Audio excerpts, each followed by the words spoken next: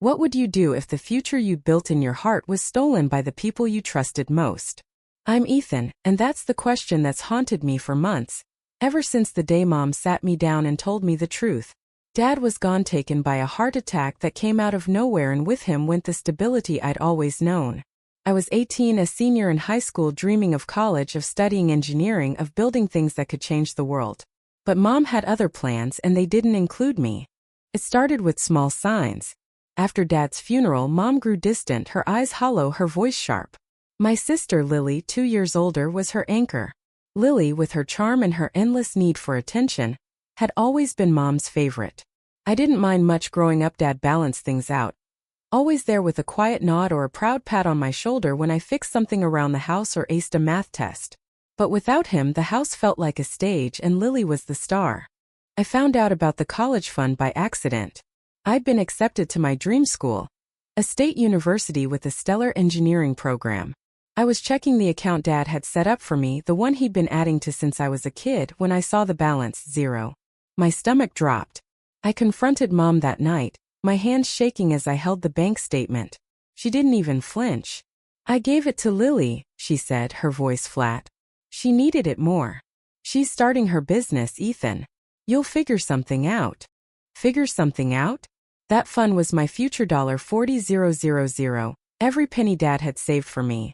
Lily's business was a vague plan to open a boutique, something she dreamed up after dropping out of college. Mom had handed it all to her without a second thought.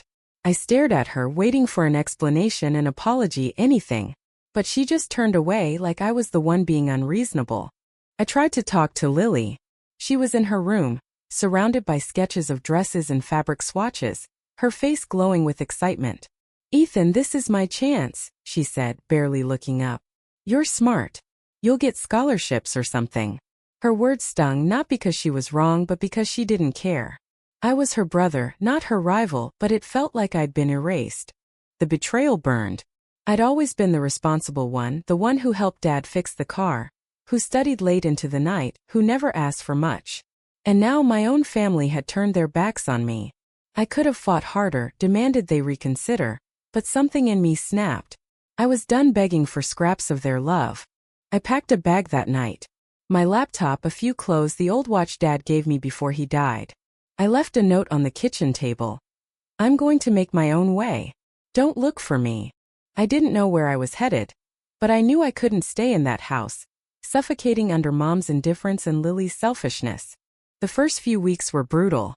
I crashed on a friend's couch, worked odd jobs delivering groceries, fixing bikes, anything that paid. Every night I'd lie awake, replaying Mom's words, Lily's dismissiveness. But anger became fuel. I applied for every scholarship I could find, filled out financial aid forms until my eyes blurred. I enrolled in community college, taking night classes in math and physics while working during the day. It wasn't the dream I'd had, but it was mine, built from scratch. One evening months later, I got a call from Lily. Her voice was shaky, not the confident tone I knew.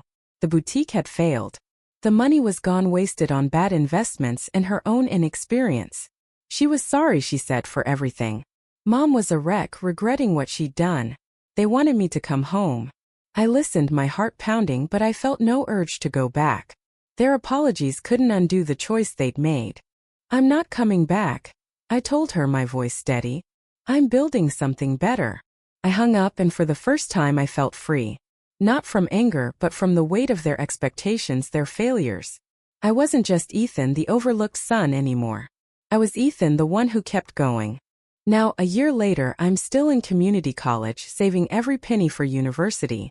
I've got a part-time job at a local tech shop, fixing computers and learning more than any textbook could teach me. My grades are strong, and I've earned a scholarship for next semester. It's not easy, but every step feels like a victory. Dad's watch ticks on my wrist, a reminder of the man who believed in me, even if Mom and Lily didn't. I don't hate them. I don't even blame them anymore. Their choices showed me who they were, and mine showed me who I could be. Sometimes losing everything you thought you needed is the only way to find what you're truly capable of. I'm not done, not by a long shot. I'm just getting started.